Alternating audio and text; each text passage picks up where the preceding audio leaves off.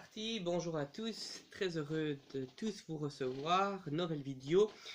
Aujourd'hui on va parler de quelque chose d'assez important, l'église. Alors il faut savoir qu'aujourd'hui l'église ne va pas très bien, je vais essayer de vous expliquer quelles sont les raisons pour lesquelles l'église ne marche pas très bien, comment on va procéder dans cette vidéo. Alors tout simplement on va commencer avec l'historique de l'église, donc on va commencer d'abord avec un tout petit peu d'explication avec les Romains qui ont envahi de l'Écosse jusqu'à la Mésopotamie.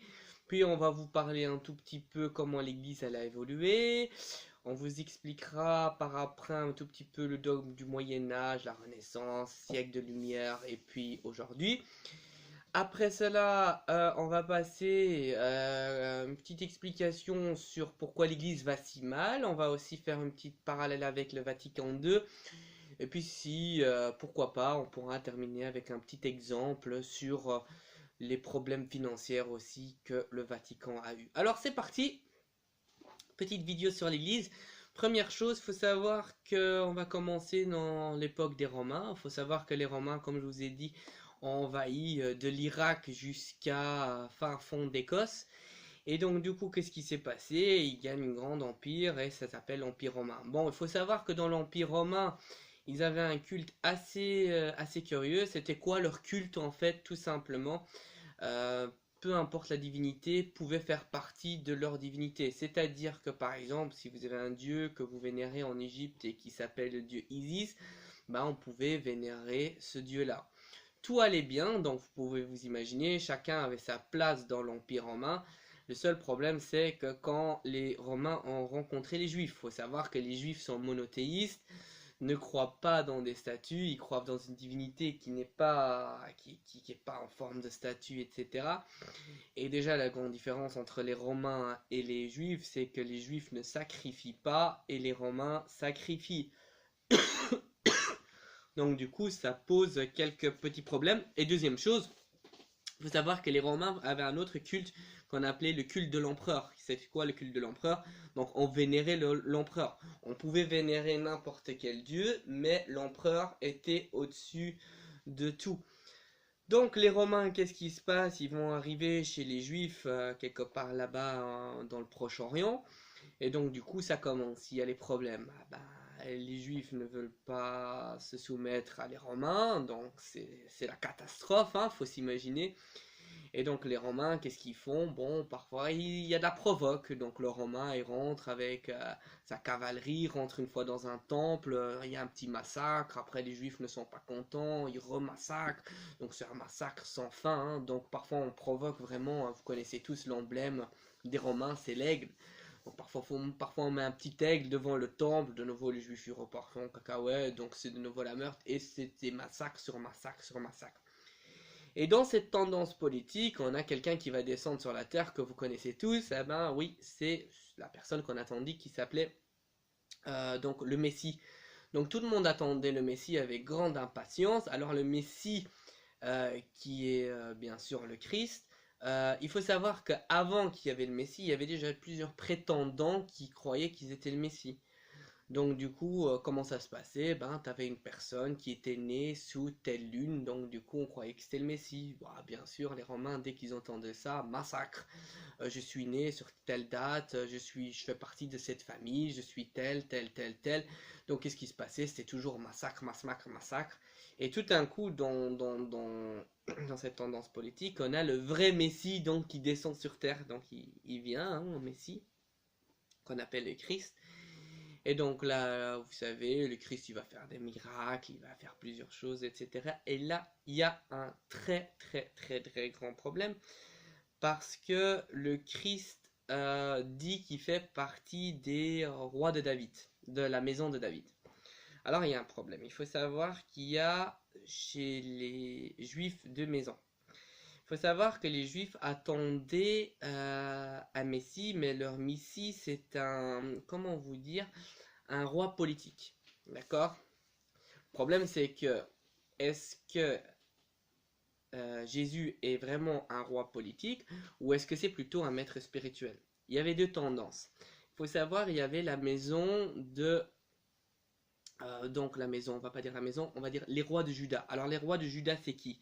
c'est David, c'est Salomon, c'est tous ces gens-là. Et puis on a la tendance qui est plutôt une autre tendance, ça c'est les tribus de Lévi. Alors les tribus de Lévi, vous les connaissez, hein, c'est Moïse, Lévi. Alors le problème est-ce que Jésus fait partie du dogme ou est-ce qu'il est un roi politique comme David et Salomon, ou est-ce que c'est plutôt un libérateur, un maître spirituel comme Moïse? Alors là, il y avait un grand problème.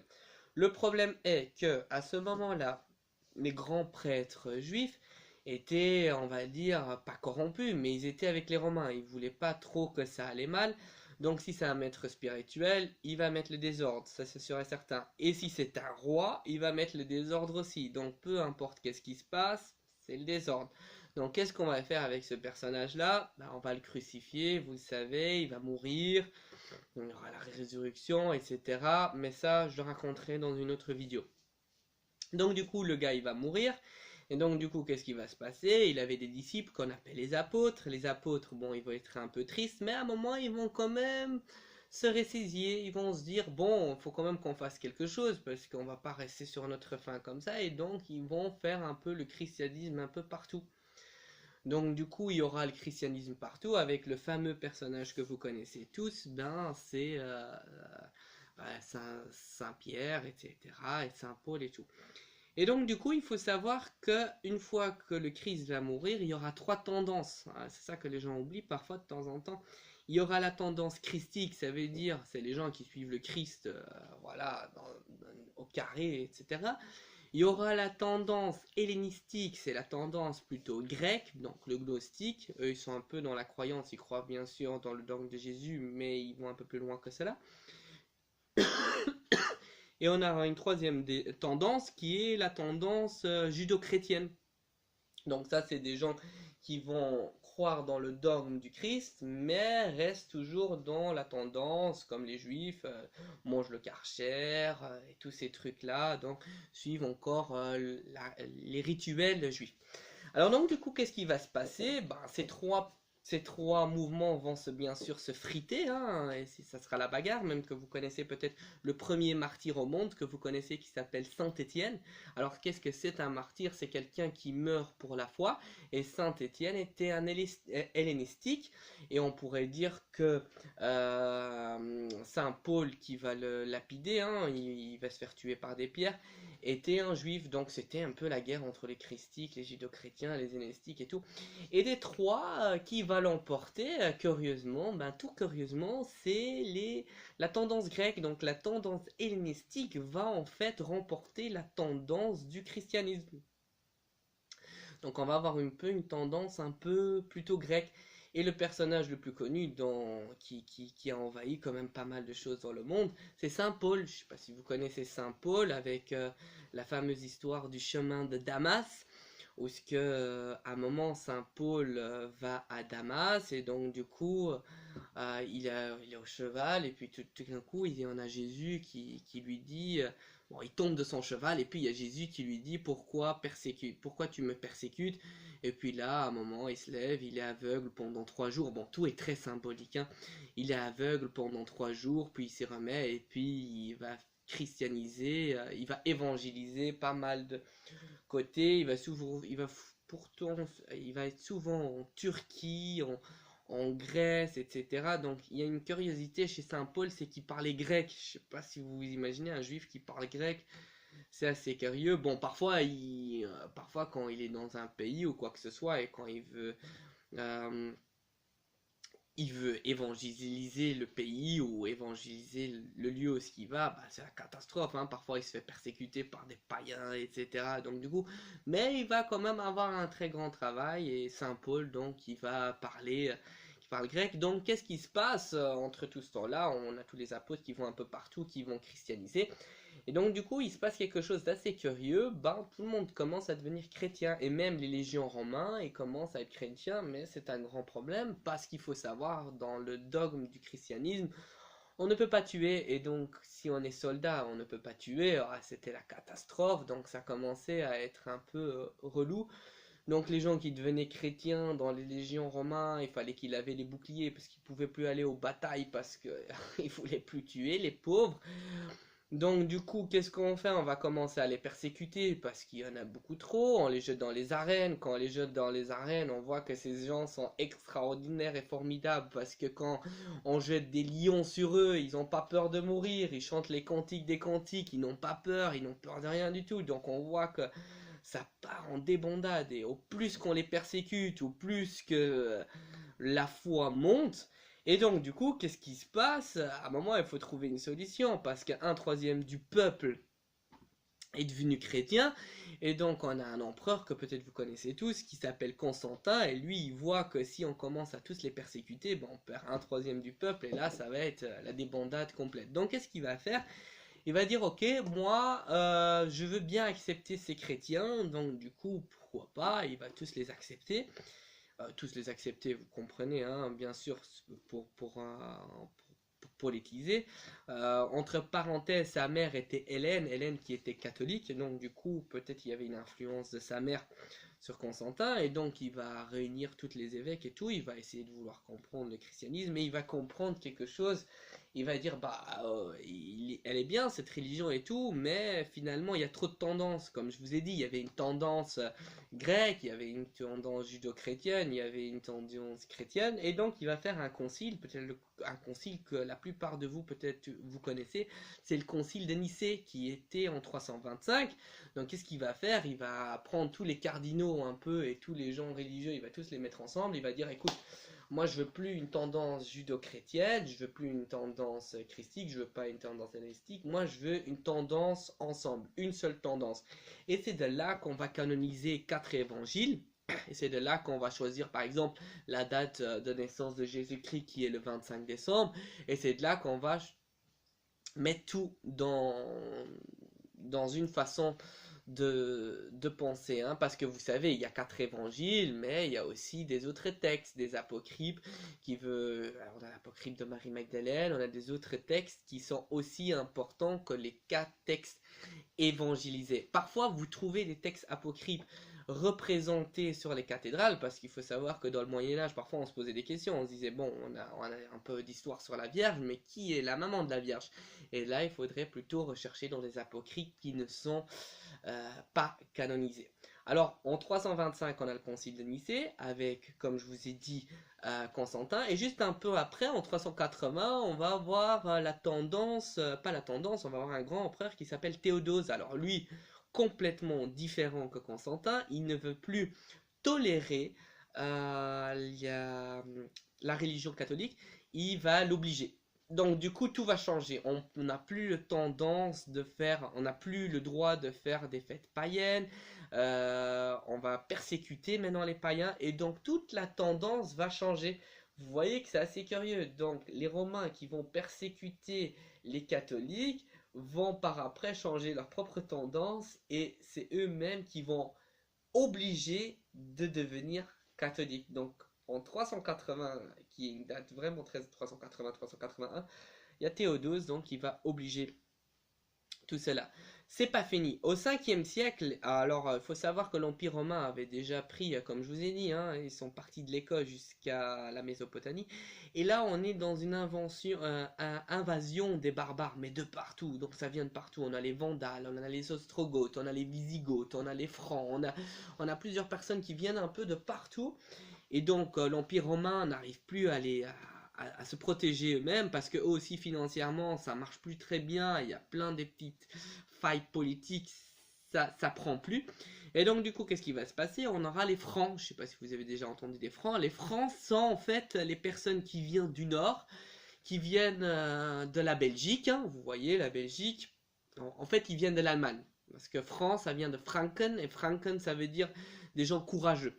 Et donc ces gens vont descendre, vous connaissez le père de Clovis qui est Childebert, qui va être à Tournai, et puis Clovis qui va envahir, et puis Clovis qui va, soi-disant, tuer un des derniers empereurs romains qui s'appelait Sigarius, peut-être je le dis pas bien, en 476, et au moment que Clovis va tuer le dernier empereur romain, c'est à ce moment-là qu'on rentre en plein Moyen-Âge. Donc on va dire 476, disons large, dans l'année 500. Et donc, le problème, c'est que ces barbares, bon, c'est des envahisseurs de premier. Ouais, c'est des bons envahisseurs, ils détruisent tout, ils brûlent tout, etc. Problème, ils ont un peu. Ils ont pas trop. Comment vous expliquer ça? Ils sont pas trop dans l'administration. C'est-à-dire, quand ils cassent quelque chose, ils vont pas le reconstruire. Ils sont un peu sauvages, donc ils cassent. Et donc, qui étaient des bons bâtisseurs et qui sont des bonnes personnes qui savent bien administrer? Ben, l'Église. Donc, qu'est-ce qu'ils vont faire, les Francs et l'Église, tout simplement? Les Francs, c'est des grands envahisseurs, donc ils peuvent être très intéressants pour l'Église. Donc, l'Église dit, ok, moi, je veux bien travailler avec vous ensemble. Donc, l'Église va s'organiser plutôt pour l'administration et les Francs vont plutôt envahir les terrains. Et donc, c'est comme ça qu'en fait, les Francs et l'Église s'est mis en fait ensemble. Ni plus ni moins que cela. C'est un acte plutôt politique. Donc on passe toutes ces tendances. Après, bien sûr, on a les tendances des Vikings. Donc ça c'est dans l'année vers l'année 800. On va détruire toutes les villes de France. Il y aura plein de villes qui vont avoir. Et puis on va reconstruire. Et juste après la tendance, bien sûr, des Vikings, on va avoir les grands bâtiments que vous connaissez tous, hein, l'art gothique. Hein. Donc on va avoir des églises à 30 mètres d'auteur, des trucs, des flèches à 150 mètres, des choses extraordinaires pour le Moyen-Âge. C'est une tendance extraordinaire. C'est aussi le temps des croisades. Hein. Vous savez que dans les croisades, il y avait des milliers de gens qui partaient de l'Allemagne, de la France, pour délivrer le tombeau de Jésus-Christ qui se trouvait en Jérusalem, qui était pris par les Ottomans.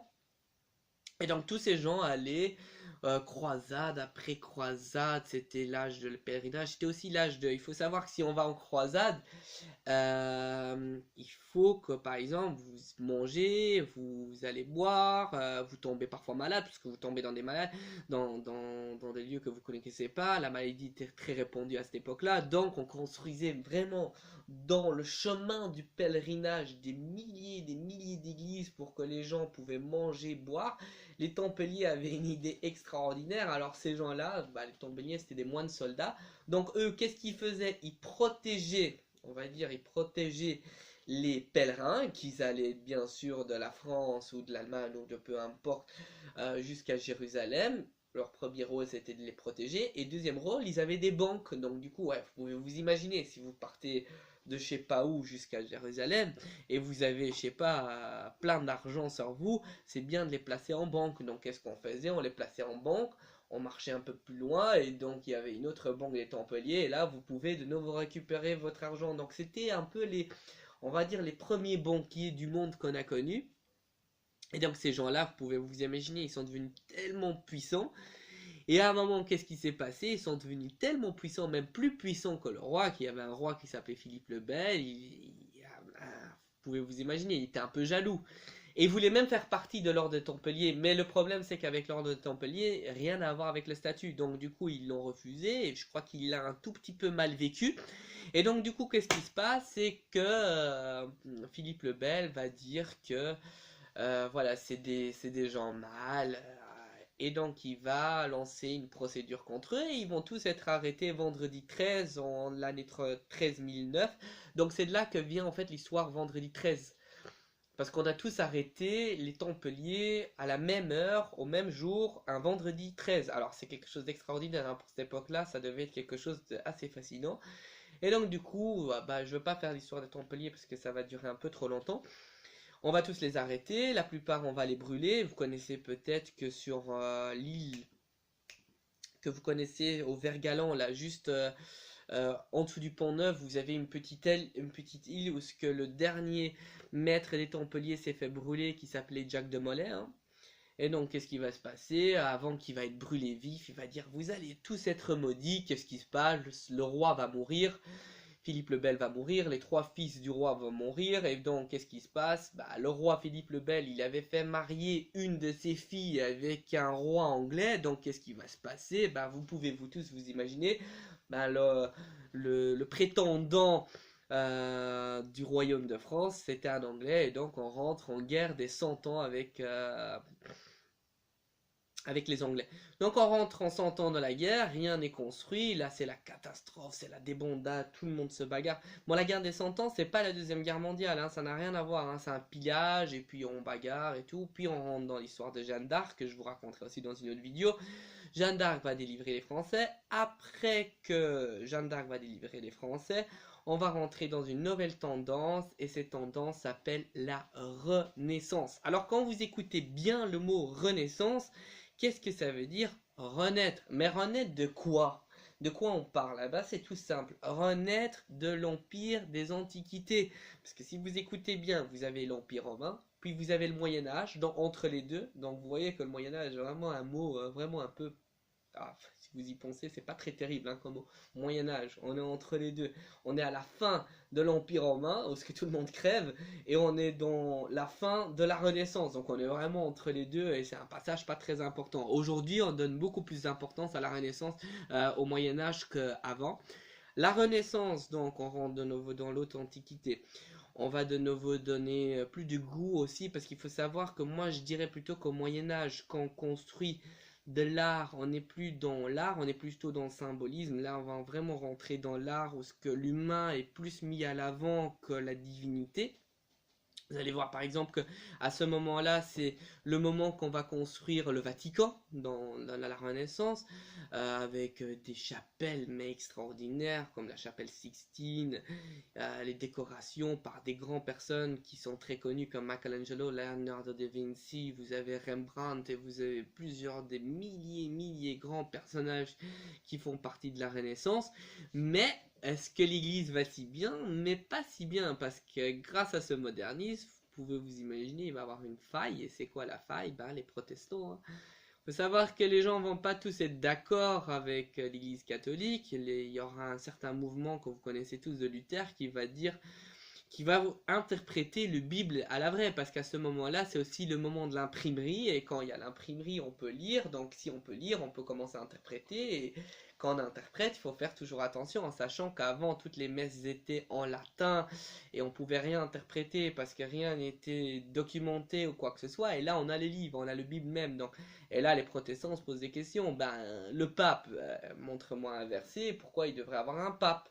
Et plusieurs autres choses et plusieurs autres dogmes. Donc on va rentrer dans un peu des tendances un peu dangereuses, mais toujours très croyant. Il faut savoir que quand même dans la Renaissance, on est toujours dans un esprit très croyant. C'est juste qu'on a pas mal de problèmes entre les protestants et les catholiques. Et là, juste après la Renaissance, faut s'imaginer, on devient plus intelligent, entre parenthèses, on commence à faire plus de recherches et on rentre dans vous le connaissez tout, hein, siècle des Lumières. Alors, le siècle des Lumières, on peut dire, c'est le moment de la raison, c'est le moment où on va commencer à réfléchir, c'est du moment à se dire, mais franchement, l'Église, à quoi ça nous sert? C'est le moment aussi hein, qu'on va être dans la Révolution française, où qu'on va essayer de déchristianiser le culte, hein, vous le voyez, hein, par exemple, la Notre-Dame était utilisée comme écurie, on mettait des pots, on utilisait le vin dans les tombeaux, donc les tombeaux on les utilisait pour mettre de vin à l'intérieur. Vous pouvez vous imaginer quelle époque c'était, hein, c'était vraiment la raison de raison. Et donc du coup, on passe la Révolution française. Après la Révolution française, on n'a pas fini, on va rentrer en plein 19e siècle. Alors là, on est dans l'industrie. On a la révolution industrielle, on va commencer à travailler le métal, on va rentrer aussi dans... Si je me trompe pas, on va rentrer dans le 19e siècle, on rentre dans le social, on va rentrer dans plein de nouveaux mouvements, hein, on va rentrer aussi dans la révolution industrielle, la Tour Eiffel, le socialisme, le marxisme et tous ces trucs-là. Donc rien à voir avec l'Église. Et puis on rentre dans le 20e siècle. Alors là, c'est la débandade totale. On rentre carrément dans des nouvelles ères, le stalinisme, le nazisme, le fascisme. Et donc même je peux vous raconter une histoire sur ça peut-être vous connaissez ce pape qui s'appelle Pie XII, qui avait rien fait contre la Deuxième Guerre mondiale. Hein. Il faut savoir, hein, on pourrait même peut-être dire mais très légèrement qu'il a soutenu plutôt Hitler. Pourquoi il a soutenu Hitler? Parce que c'est mieux d'être, je crois que le nazisme, il préférait le nazisme, on va dire, que le communisme de Staline. Ce qui est peut-être peut-être, je dis, assez compréhensible. Alors, qu'est-ce qui va se passer? C'est que tous ces mouvements vont se passer, je vous ai raconté, hein, on a tous survécu, donc on a survécu à la guerre des religions, va survivre la Renaissance, on va survivre le siècle des Lumières, on va survivre à toutes ces choses-là, imaginez-vous. Et puis tout d'un coup, vous pouvez voir aujourd'hui et vous pouvez comprendre que l'Église n'a jamais été aussi mal. Alors, qu'est-ce qui s'est passé que l'Église ne va pas bien du tout? Ah ben tout simplement, quelque chose sur laquelle on ne parle pas, et la chose la plus importante, le modernisme. Le modernisme a vraiment tout foutu en l'air en fait du dogme du christianisme. Alors, qu'est-ce que c'est? C'est quelque chose d'abstrait, c'est quelque chose qu'on ne voit pas, c'est pas... N'oubliez pas, si vous faites une guerre, vous pouvez toujours encore... Si vous êtes en guerre contre les protestants, vous pouvez toujours, comment vous dire, nourrir votre propre dogme. Parce que comme vous êtes en guerre, vous pouvez nourrir, vous avez quelque chose à combattre, mais si vous n'avez rien à combattre et quelque chose de complètement abstrait comme le modernisme, vous combattez rien, c'est quelque chose, c'est une évolution, donc vous pouvez rien faire au modernisme. Juste pour vous donner une petite église au modernisme, c'est tout simple à vous expliquer. Hein. Aujourd'hui, qui va encore au couvent? Honnêtement, qui va encore faire de la confession? Il n'y en a pas beaucoup, peut-être nos grands-parents qui vont faire de la confession, etc. Par exemple, vous pouvez aussi voir les prêtres. Les prêtres aujourd'hui, malheureusement, on sait qu'avant on avait un prêtre pour une église. Aujourd'hui, on voit un prêtre, il va faire une église par là, une par église par là, puis il va baptiser quelqu'un, puis il va faire une communion par là. Donc il prend sa petite voiture, il va à gauche à droite. Avant, il n'y avait pas question, il y avait plus de prêtres que d'êtres humains, je crois, à cette époque-là. Autre chose que vous aussi on peut constater, toutes les scandales qu'il y a eu de pédophilie, qu'il y a eu tel prêtre s'est fait la gouvernance ou la secrétaire de je sais pas quoi et tout, bah c'est normal. Les prêtres ne peuvent pas se marier, on est dans une époque où ce qu'on peut tout faire, où ce qu'on est assez libre de penser de ce qu'on veut faire. Donc c'est vraiment la débandade de la débandade. Et donc du coup, on a un grand problème. Aujourd'hui aussi, si vous posez une question à un pape qui est pur social, bon, il a un peu du mal à répondre. Vous lui posez une question théologique, ben, il sait répondre. On ne le croit plus comme il y avait très longtemps. Aujourd'hui, en plus, on a un pape assez curieux qui s'appelle François II. Je ne sais pas si vous savez que François II est un jésuite. Alors, les jésuites, normalement, c'est ceux-là qui doivent faire preuve de chasteté et celles qui doivent vivre comme des pauvres. Ben, si on y pense, c'est pas vraiment non plus le pape qui vit à la pauvre. Hein. Si on voit avec sa petite voiture, c'est pas le pape le plus pauvre, etc. En plus, c'est un pape qui est très mal vu par les autres. Tout simplement, je vous explique, c'est un jésuite. Donc les jésuites, ils se posent toujours des questions. Ils sont à fond dans le symbolisme, l'astrologie, etc. Il faut savoir, on n'aime pas trop les jésuites comme pape. Hein. Voilà, petite parenthèse pour le pape qu'on a aujourd'hui qui s'appelle François II. Alors maintenant, vous allez me poser la question, d'où vient ce modernisme? Alors ce modernisme vient de quelque chose, vient d'un concile. Alors qu'est-ce que c'est un concile? Je vous ai expliqué là tout à l'heure que le concile, c'est en fait c'est un grand rassemblement de tous les cardinaux, de tous les grands prêtres et tout qui se rassemblent au Vatican, et donc on va parler de certaines choses qui vont et qui vont pas. Voilà, je vous ai expliqué qu'il y avait le concile de Nicée de 325, où ce qu'on a choisi, par exemple, de canoniser 4 évangiles, donc Luc, Matthieu, Marc et Pierre. Donc on les a canonisés, on a choisi que ceux-là, c'est ceux-là qui font le dogme. On a choisi par exemple aussi que la date de Jésus-Christ, c'est le 25 décembre. Pourquoi on a choisi le 25 décembre? Tout simplement parce que sur ce jour-là, il faut savoir que le 25 décembre, c'est le jour où ce que la nuit était le plus long, et à ce moment-là, la lumière est un peu plus loin, et donc du coup, comme c'est un dieu solaire, on va dire ça comme ça, à ce moment-là, tout va aller mieux parce que Jésus est né. Et il faut aussi savoir pourquoi on a choisi le 25 décembre. Si vous demandez dans l'époque des Romains qui est né d'une vierge, qui est né d'une grotte, qui a fait des miracles, qui a fait toutes les choses presque Jésus a écrit, qui avait 12 disciples, bah, tous les gens allaient dire Mitra. Et pour qu'on ne croyait plus à Mitra, on a mis le 25 décembre, on a mis en fait Jésus sur la même date que Mitra.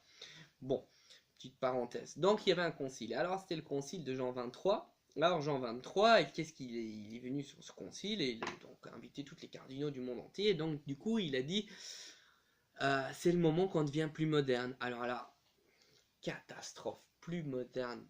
Plus moderne, qu'est-ce que ça veut dire? Il faut savoir que l'Église, si elle devient plus moderne, il y a un grand problème. Il faut savoir qu'elle hérite d'une tradition. Quand on rentre dans une tradition, il faut suivre le dogme comme il a été dit. Alors si on dit modernisme, c'est la catastrophe. C'est-à-dire, par exemple, je vous donne un exemple. Vous savez tous aujourd'hui que si vous allez pour prendre l'hostie, vous allez faire comme ça avec les mains. Et donc on donne l'hostie comme ça, et puis vous prenez dans la bouche et vous la mangez dans votre bouche. À l'époque là, c'était pas comme ça. Le prêtre allait donner l'hostie dans la bouche des personnes. On peut donner un autre exemple. Il faut savoir qu'avant, le prêtre n'était pas face du public. Aujourd'hui, vous savez que le prêtre, il doit tout faire hein, face au public, il serre les mains, il fait du social, etc. À l'époque, c'était pas du tout comme ça. On était orienté, parce que vous savez que les églises sont orientées vers l'est. Donc, on attendait le soleil qui frappe dans les vitraux et donc on faisait toute la magie et toutes les transformations avec l'hostie, le vin et tout face à la lumière. Donc le prêtre était pas face au public, il était de dos du public. Par exemple l'autel, vous savez, hein, l'autel l'autel que vous voyez toujours dans le chœur, normalement, aujourd'hui, vous voyez que l'autel se trouve dans le transept. L'autel ne devrait pas se retrouver dans le transept parce qu'il coupe les courants. Il faut savoir que l'église souvent est construite dans une plateforme romaine, vous voyez, hein, une petite plateforme comme ça et comme ça. Et donc du coup, si vous mettez l'autel en plein centre du chœur, ça veut dire qu'en fait les énergies ne passent plus. Donc du coup, c'est tous des petits détails comme ça. Après, les habits, il faut s'imaginer des habits de, je sais pas, de quelle année, des casques bizarres et tout. Les traditionalistes, bien sûr, ils veulent garder, les autres, ils veulent pas. Et donc du coup, une grande guerre entre les modernistes et les traditionalistes au fond de ce concile. Et à ce moment-là, ça a été presque la catastrophe. Il y a presque eu un schisme entre les deux, entre les modernistes et les traditionalistes. Et là, le plus gros coup de théâtre qui va se passer, Jean 23, il va mourir en plein concile. Et il a eu de la chance, Jean 23, qu'il était mort il a été mort en plein concile. Il y a un autre gars qui va en fait il va le reprendre, qui s'appelle Paul VI. Et Paul VI, quelle chance qu'il avait les mêmes tendances que Jean 23. Et donc, à un moment, il y avait un petit journaliste là, farfelu, il va demander à Paul VI, mais qu'est-ce qui se passe? Quel est ce problème qui se passe dans l'église? Et là, il va répondre une réponse quand même assez incroyable. Il va dire, en fait, c'est la fumée de Satan qui est rentrée dans l'église. Vous pouvez vous imaginer un pape qui dit ça, la fumée de Satan qui est rentrée. Qu'est-ce que ça veut dire? Peut-être j'en reviendrai dans une autre vidéo, je vous réexpliquerai un peu la prophétie des papes, mais à ce moment-là, ça part vraiment dans tous les sens. Et donc du coup, on va rentrer dans le modernisme. Et donc, on peut vous donner même encore un autre exemple. C'est pas que le modernisme qui a vraiment détruit la religion, c'est aussi les problèmes financiers. Alors, il faut savoir que les papes ont beaucoup d'argent, je crois. Et donc ils mettent leur argent et leur argent est souvent mis dans une banque qui s'appelle la Banco Ambriano. Peut-être que je dis pas très bien, on appelle ça le Banque de Vatican. Et donc il faut savoir, ils ont tous leur petit salaire et après ils ont aussi des placements.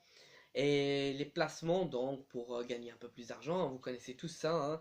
Et donc là, il y a un institut d'œuvres de religion où ils mettent en fait tout l'argent et tout, etc.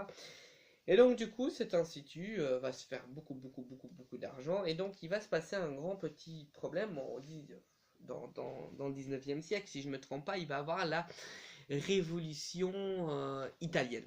Donc pendant la révolution italienne, il va se passer quelque chose d'assez curieux. On va vouloir unifier l'Italie. Il faut savoir qu'à cette époque-là, l'Italie n'était pas du tout unifiée.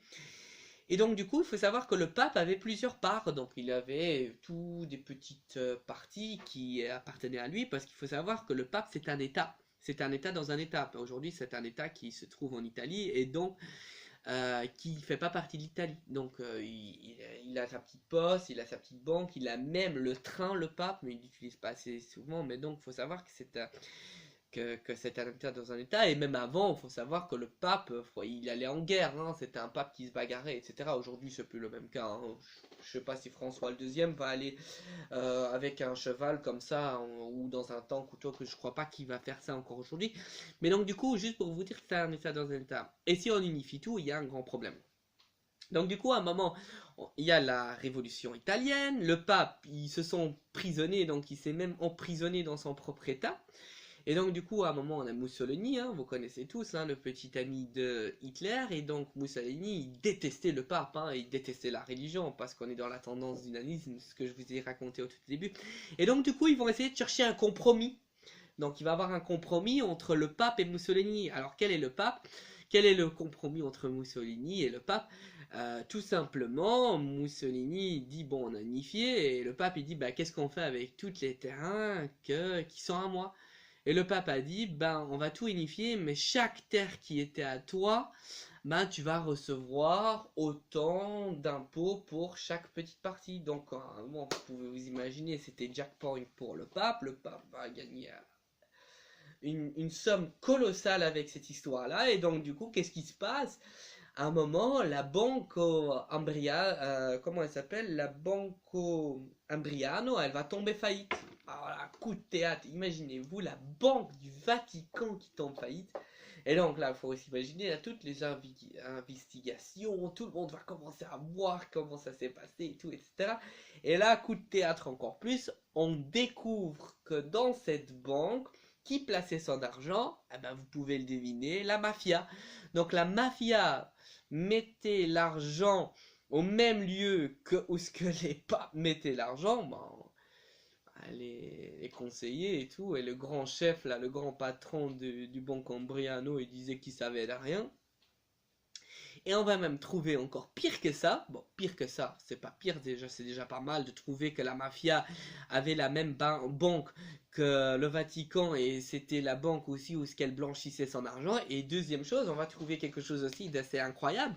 On va trouver que il y avait aussi la loge maçonnique P2 qui mettait aussi son argent là-dedans, en sachant que les francs-maçons disaient toujours qu'ils étaient contre l'église catholique. Alors là, on trouve la loge maçonnique P2 dans une banque, on trouve la mafia et on trouve les papes dans une même banque. Ah, ça, c'est quand même une histoire assez frappante. Et donc, quand cette histoire est sortie, alors là, c'est devenu n'importe quoi. On trouve une personne qui s'est suicidée, là, je sais pas en quelle prison. On trouve des gens on va trouver des gens empoisonnés. Et là, on va même trouver un mec, là, le grand chef de la loge maçonnique P2. On va le trouver à Londres. Et donc on va le trouver pendu au pont des Frères Noirs. Déjà le nom est déjà assez curieux. Et là on va le trouver à une certaine hauteur et tout. On va le trouver avec plein d'argent dans les poches. C'était un rituel qu'on faisait, hein, que les maçons font quand il y a un traître ou quoi que ce soit. On lui met en fait de l'argent dans ses poches, etc. Donc là on a trouvé une curiosité assez extraordinaire. Toutes ces choses-là, est-ce qu'on peut les voir aujourd'hui dans le monde actuel? Ben, bien sûr, vous allez à Notre-Dame, vous allez déjà voir des choses assez curieuses. Première chose, je ne sais pas si vous le savez, quand vous rentrez dans la Notre-Dame, vous rentrez par la porte droite. Normalement, on ne rentre jamais par la porte droite, on rentre par la porte gauche. Vous allez dire, on s'en moque, tout à fait, on s'en moque, parce qu'aujourd'hui, on est dans des temps où ce qu'on ne comprend plus la logique initiatique. Normalement, on rentre et on va avec la montre, on va pas contre la montre. Mais je ferai aussi une petite vidéo sur ça. La deuxième chose, quand vous voyez la confession à Notre-Dame, vous pouvez voir que la confession, elle est ouverte. C'est-à-dire que vous pouvez voir la personne en face de vous. Ça veut dire que vous avez le prêtre là et vous avez vous-même, quand vous allez faire la confession en face du prêtre, excuse-moi. Donc ça c'est déjà une curiosité aussi assez extraordinaire. Quand vous allez prendre l'hostie, vous allez voir que vous allez recevoir l'hostie dans votre main. Donc on est vraiment dans le modernisme là. Quand vous allez voir l'autel, où se trouve l'autel? L'autel se trouve dans le transept et il se trouve pas dans le cœur. Quand vous rentrez dans la Notre-Dame et vous allez faire une visite guidée, vous avez même le droit de faire une visite guidée pendant qu'il y a une messe. Ah là, je sais pas où ce qu'on va aujourd'hui, mais c'est quand même quelque chose assez phénoménal de vous dire que vous pouvez faire une messe pendant. Donc moi je peux faire une visite guidée pendant qu'il y a une messe. Donc rien n'est respecté, rien n'est plus dans le dogme. C'est assez triste de voir ces choses, comment ils sont dévalorisés. Et donc du coup voilà, je vous donne juste une petite exemple sur le modernisme que vous pouvez voir avec vos propres yeux si vous allez au Notre-Dame. Voici ma petite vidéo, j'espère qu'elle vous a plu. C'est une petite vidéo sur la Notre-Dame aussi, juste pour vous donner une petite idée sur comment l'église marche aujourd'hui. Et à bientôt. La prochaine vidéo sera vraiment assez extraordinaire. Je vais vous expliquer l'histoire sur les vampires du Moyen-Âge, les vampires d'aujourd'hui et les vampires de il y a très longtemps dans la mythologie grecque, romaine, mais de la Mésopotamie, babylonienne, etc. Voilà, je vous souhaite tous une bonne journée, à la prochaine, et n'oubliez pas, si vous avez aimé la vidéo, de liker, et aussi bien sûr n'oubliez pas de m'écrire des petits commentaires si vous voulez que je vous éclaire sur quoi que ce soit. Je termine ma vidéo, je ne suis pas un francophone, donc ne me jugez pas sur mes fautes orales, je suis un néerlandophone, j'essaye de faire mon mieux, donc jugez-moi plutôt sur ce que j'ai dit et pas sur les fautes que j'ai faites. Je vous souhaite tous une très bonne journée.